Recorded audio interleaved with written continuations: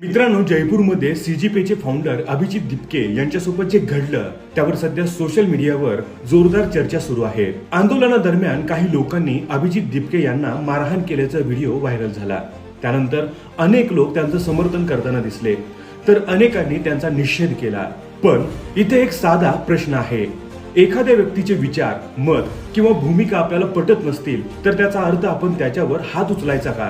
कारण आज अभिजित दिपके यांना मारहाण झाली आणि काही लोक त्यांचं समर्थन करत आहेत, पण उद्या तुमच्या किंवा माझ्या मतांशी कुणी सहमत नसेल तर त्यालाही अशीच मारहाण करण्याचा अधिकार मिळेल का?